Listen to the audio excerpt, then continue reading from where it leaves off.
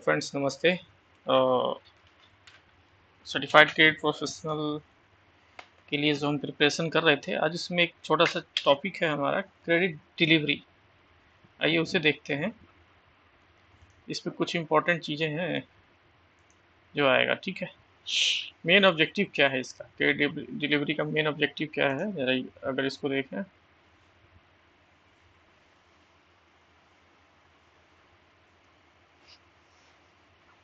Main objective of an efficient credit delivery system is to ensure that timely and adequate credit is available to deserving and vulnerable section of society.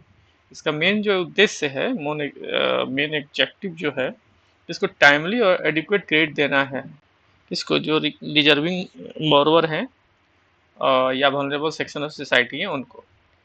दूसरा कहता है bank evolve various types of facilities within the ambit of regulators directions guidelines and few of system are dealt in the unit. ठीक है, bank ने कई सारी system भी evolve की है। देखिए टाइप्स ऑफ फैसिलिटी क्या क्या दे सकते हैं, टाइप्स ऑफ फैसिलिटी इसमें क्या क्या होगा। तो देखिए बेसिक टाइप और उसका वेरिएशन। बेसिक में क्या है, कैश क्रेडिट। इसमें वेरिएशन में लाइन ऑफ क्रेडिट हो सकता है, ओवरड्राफ्ट, बिल फाइनेंस, डिमांड। तीसरा है डिमांड लोन या working capital demand loan, term loans या working capital term loans, letter of credit या उसके बदले में वेरिएशंस में गारंटी, कमर्शियल पेपर या ईटीसी। ठीक है। मोड ऑफ डिलीवरी क्या हो सकती है, देखिए मोड ऑफ डिलीवरी इसमें क्या है, सोल बैंकिंग का अरेंजमेंट हो सकता है,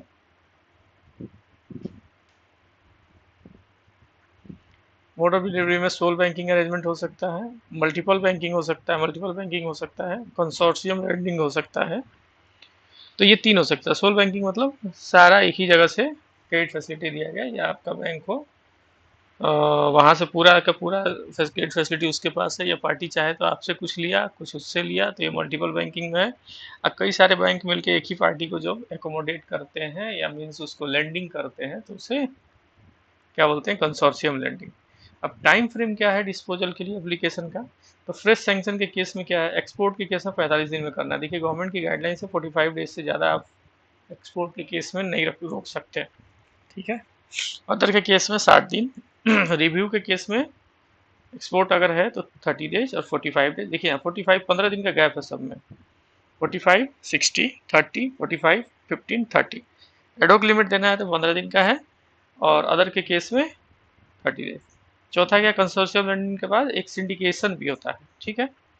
मल्टीपल बैंकिंग अरेंजमेंट में क्या होता है, multiple banking is an arrangement where a borrower avails of finance independently from more than one bank. मैंने कहा भी था कि एक बैंक से ज़्यादा बैंक से जो है, एक से ज़्यादा बैंक से जो है बोरोवर अपना फाइनेंस लेता है। जैसे मान लीजिए कोई हम लोग के पास अभी रिसेंटली एक केस आया है जिसमें हीरो की एजेंसी है उसके पास में, उसने मल्टीपल बैंकिंग कर रखी है, मीन्स आईसीआईसीआई ले रखा है, एचडीएफसी है, पीएनबी है, चैनल फिनेंसिंग है, कई सारे बैंक, मतलब 8-10 बैंक मिला के जो है 35 करोड़ के आसपास एक्सपोजर है। That is called multiple banking. Thus there is no contractual relationship between various banker of such borrower. ठीक है। Also, in such an arrangement, each bank undertake its own credit assessment and holds security independent of other banks. इस case में क्या होता है, multiple banking के case में, कि जितने बैंक से पार्टी या बोरोवर लोन लेगा उतने बैंक को वो अपना इंडिविजुअल सिक्योरिटी देगा, या वो सारे बैंक जो है अपना इंडिविजुअली सिक्योरिटी या असेसमेंट सिक्योरिटी लेंगे और असेसमेंट सोल्व करेंगे, ओन करेंगे। In a multiple banking arrangement, a borrower gets freedom to deal with each bank separately and negotiate credit terms one on one with each bank. ठीक है। Under this arrangement, limit might have been sanctioned on different term condition. इस arrangement में क्या है कि limit जो है different term and condition के हिसाब से सैंक्शन किया जा सकता है। ड्रॉबैक ऑफ एमबीए क्या होगा, difficult to enforce credit discipline and movement of funds among the divisions. इसमें क्या हो सकता है, मल्टीपल बैंकिंग अरेंजमेंट में difficult to enforce credit discipline and movement of funds among divisions.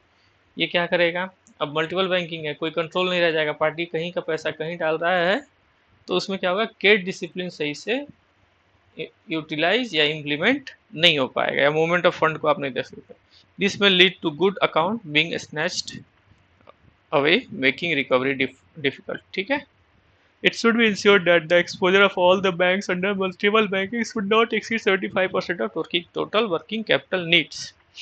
अब इसमें कहता है इट शुड बी इंश्योर करना है कि total exposure of all banks under multiple banking should not be 75% of total working capital assessment needs.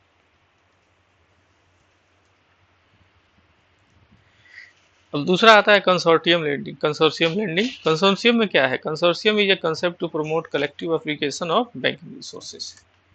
Banking resources का collective application, बड़े बड़े फर्म्स को जब लोन कई सारे बैंक्स मिलकर देते हैं तो उसे कंसोर्शियम लेंडिंग कहते हैं। जैसे आपको अभी रिसेंटली जो है वोडाफोन आइडिया को बैंकों के कंसोर्टियम ने कुछ लोन सैंक्शन किया है, जिसका मेन था कि उसे 5G स्पेक्ट्रम की पेमेंट करनी थी।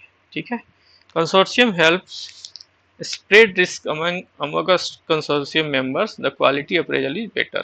कंसोर्शियम में क्या होता है? helps spread risk amongst consortium members, this quality of appraisal is better. इस टाइप का अप्रेजल क्या होता है? बेटर होता है। Smaller banks can join consortium and finance to improve their profitability. It also precludes unhealthy practice of poaching the accounts. ठीक है। अब कहता है स्मॉलर बैंक जो है क्या करेगा? कंसोर्शियम में ज्वाइन कर लेगा, छोटा सा अपना हिस्सा वो भी उसको फिनांस करके देगा। क्यों? कि अपनी प्रॉफिटेबिलिटी को एनहांस करने के लिए। इससे क्या होगा? It's also precludes. ठीक है। इस प्रीक्लेट्स मतलब क्या है? बंद हो जाएगा क्या? Unhealthy practice of poaching of accounts. Poaching मतलब अवैध, ठीक है, या इलीगल अकाउंट्स का प्रैक्टिस जो है, अनहेल्दी प्रैक्टिस बंद हो जाएगा। Borrower get their credit requirement met even if one bank is under some kind of credit fits. ठीक है। गाइडलाइंस क्या है कंसोर्शियम लेंडिंग के लिए?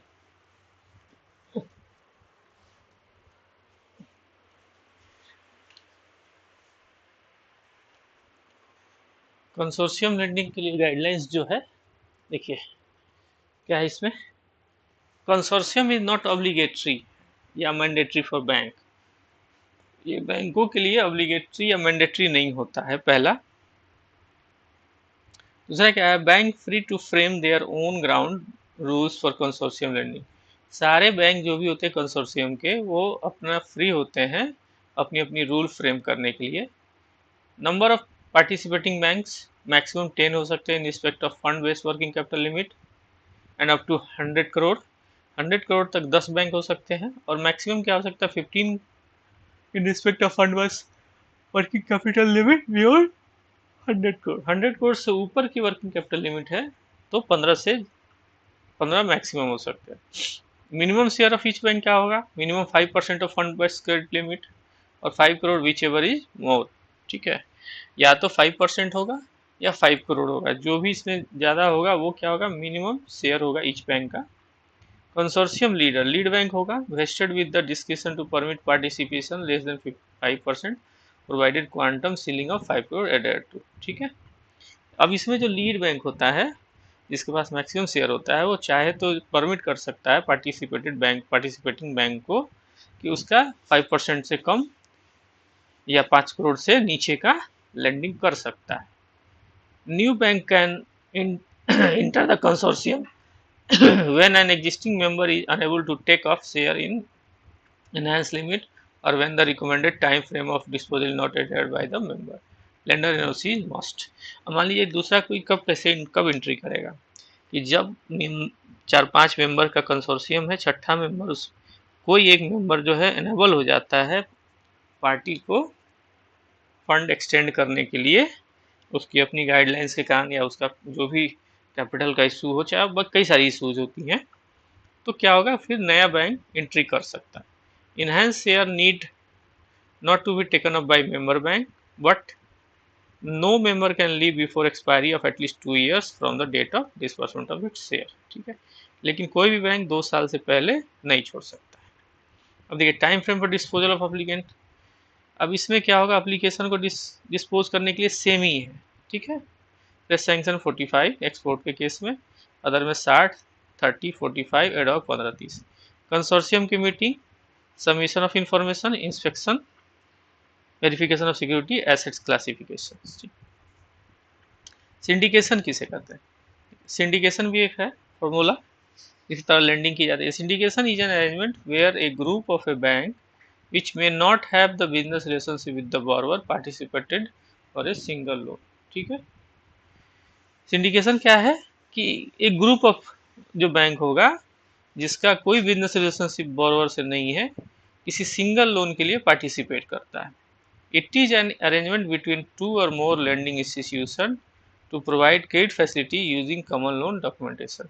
इट इज एन अरेंजमेंट, यह एक अरेंजमेंट है between two or more lending institution to provide credit facility using common loan documentation.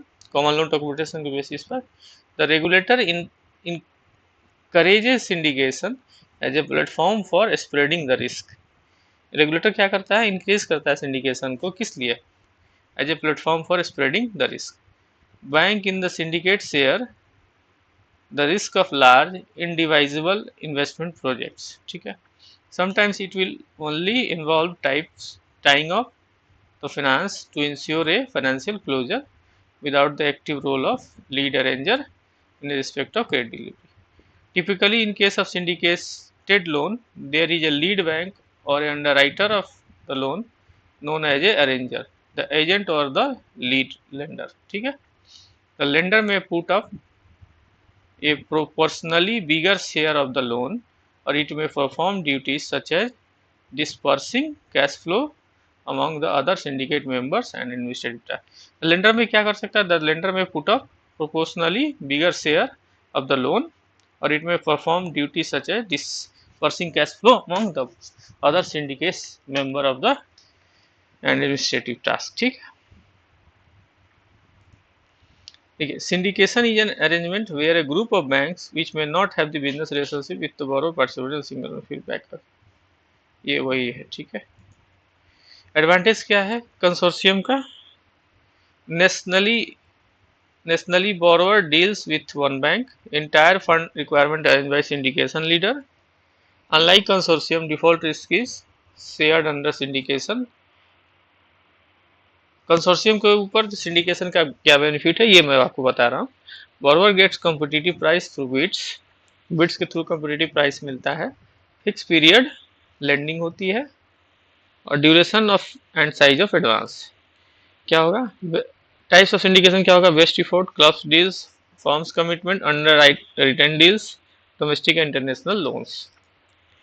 Credit thrust क्या होगा? क्रेडिट ट्रस्ट देखना है इसे। Presently the thrust area are below total priority sector कितना है? 40% of NBC adjusted net banking credit.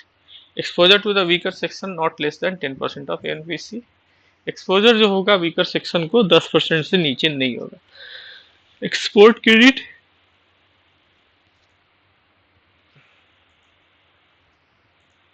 Sorry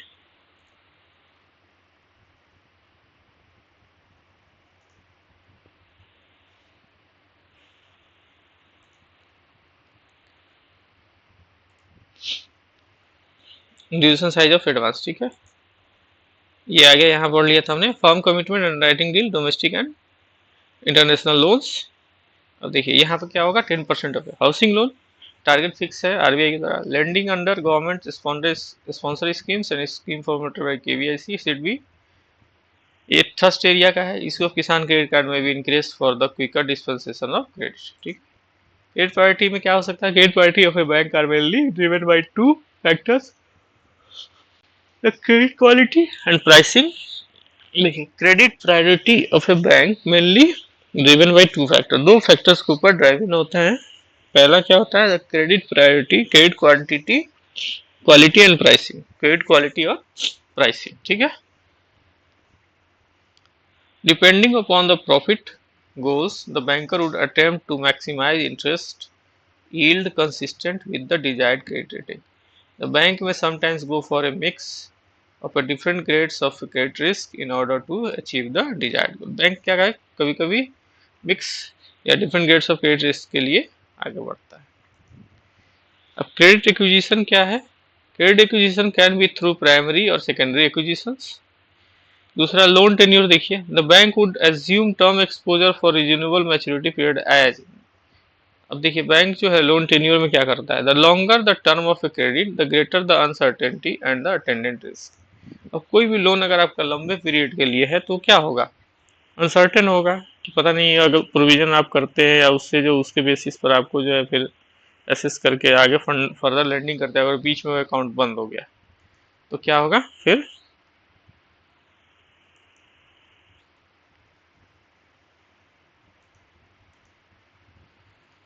ये uncertain है। The bank is essentially in the short term market and it is expected to assume very long term exposure. ठीक है। अब देखिए credit appraisal क्या है, introduction. Credit appraisal is the process by which the lender assesses the credit worthiness of the borrower. दूसरा क्या है, the process revolves around characters, collaterals, capability and capacity. तीसरा, it takes into account various factors like income of obligation, number of dependents, monthly expenditure, repayment capacity, employment history, number of years of service and other factors which affect credit rating of the borrower. ठीक है। It takes into account various factors like income of the applicant, number of dependent, monthly expenditure, repayment capacity। ये सब चीज क्या करते हैं हम लोग ड्यूरिंग क्रेडिट अप्रेजल चेक करते हैं। In the unit we shall discuss the process in brief to the carried out by proposing credit। ठीक है। Credit appraisal is a process of a critical evaluation of the loan request by the prospective borrower।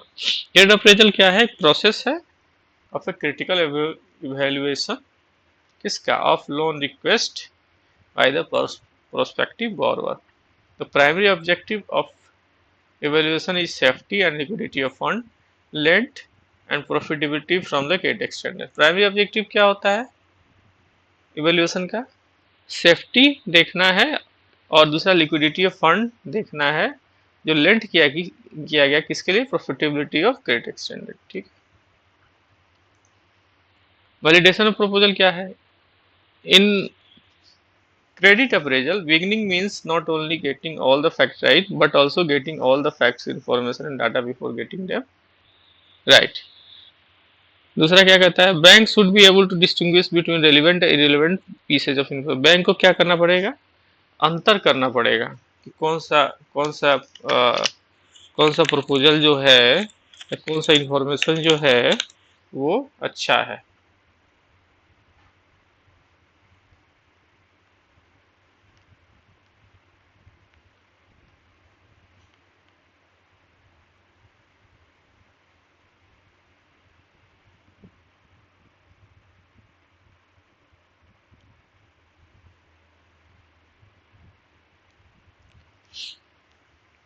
तीसरा क्या कहता है, credit risk is defined as a possibility of borrower counter party default. Credit risk में क्या होता है, define किया जाता है कि सामने वाला आपका बोरोवर या काउंटर पार्टी कब डिफॉल्ट कर सकता है।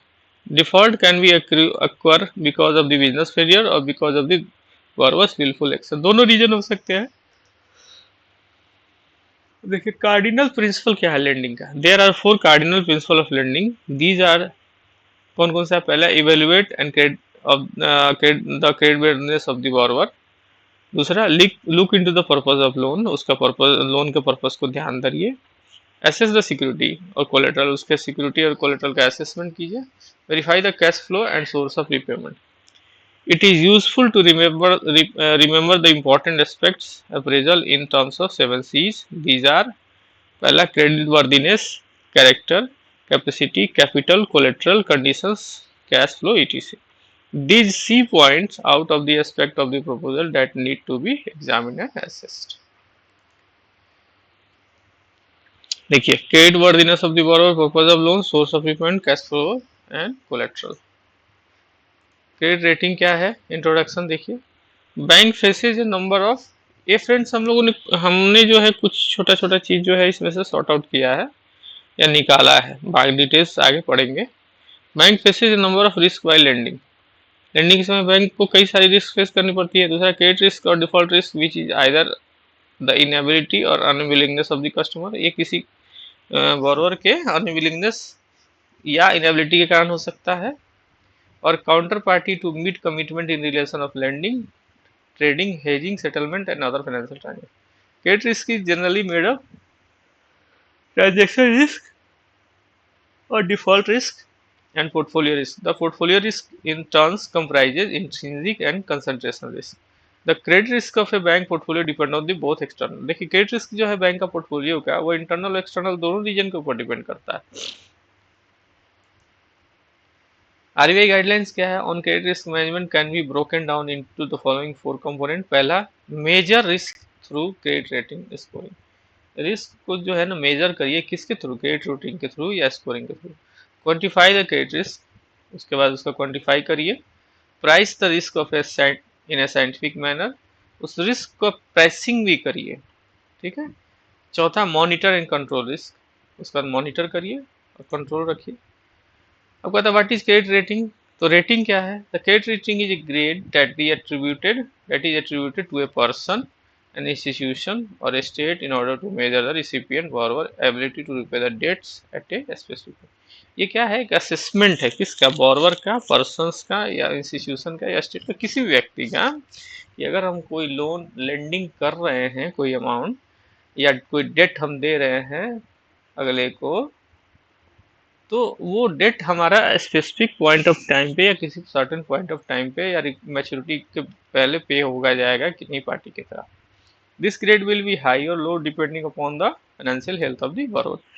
बोरोवर के फाइनेंसिंग हेल्थ के ऊपर डिपेंड करता है।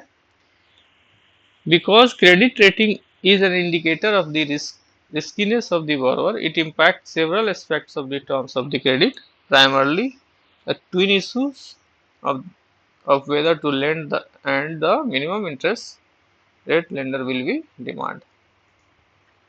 Objective क्या है? Every lender giving credit to company is interested in finding out the creditworthiness of the borrower. कोई भी लेंडर जो है वो क्या करता है? Every lender giving credit to the company is interested in finding out the creditworthiness of the borrower, ठीक है। दूसरा क्या है? Bank appraise the financial health of the borrower before lending. Bank क्या करता है? फाइनेंशियल हेल्थ का अप्रेजल करता है बोरोवर का before lending. The company ability to service the debt promptly both toward payment of interest and the payment of the principal is rated by this agency, ठीक है। Internal external, internal bank में दो type की rating होती है। एक तो internal होती है, ठीक है, up to 2 crore internal rating होती है, and above 2 crore external rating है। कई सारे बैंकों में अलग अलग रूल्स भी हो सकते हैं। Most of the bank in India have developed their own credit rating model with experience gained in last few years. The rating agency have gained confidence of the banks and such is approved by RBI. देखिए हमारे यहाँ कुछ कुछ rating agency है जिसमें है credit analysis and research limited, दूसरा हो गया क्रिसिल, तीसरा हो गया इकरा, इंडिया रेटिंग, एक्यूट, ठीक है। मेजर फैक्टर फॉर स्क्रूटनी में क्या क्या हो सकता है? Credit rating is detail exercise, some of the critical issues seen at the time of rating are business parameters comprising broadly industry profile, market position of the company, operating efficiency of the company, etc. Financial positions covering adequacy of the cash flows, accounting, quality, profitability, financial flexibility, etc. Managerial competence reflected by the track record, goals, philosophies and strategies, ठीक है। तो ये कुछ friends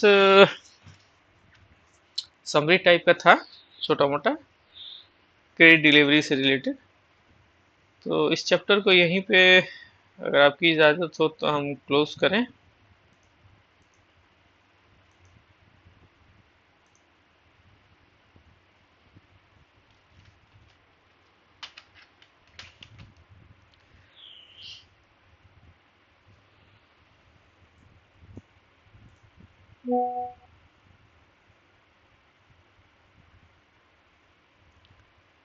एक चीज़ ज़रूर कहना चाहूँगा friends, कि अगर आपको हमारा चैनल अच्छा लग रहा है तो इसे आप लाइक ज़रूर करिए फ्रेंड्स।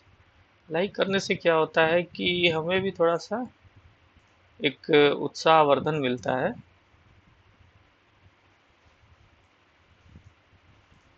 और जैसे जैसे आपका लाइक और हिट्स बढ़ता जाएगा, तो मैं भी थोड़ा समय अनुसार जल्दी जल्दी वीडियो लाता रहूँगा। क्योंकि आप भी बैंक में हैं, हम भी बैंक में हैं, तो थोड़ा सा समय लगता है। तो एक पुनः रिक्वेस्ट है कि इस चैनल को आप लाइक जरूर करिए फ्रेंड्स, शेयर भी करिए और सब्सक्राइब जरूर करिए। ठीक है। और बेल आइकन जो होता है उसे आप प्रेस कर दीजिए, ताकि कोई भी अगर हम वीडियो डाल रहे हैं तो आपको पता चले। ठीक है फ्रेंड्स, नेक्स्ट चैप्टर अगली बार देखते हैं। बहुत बहुत धन्यवाद, थैंक यू।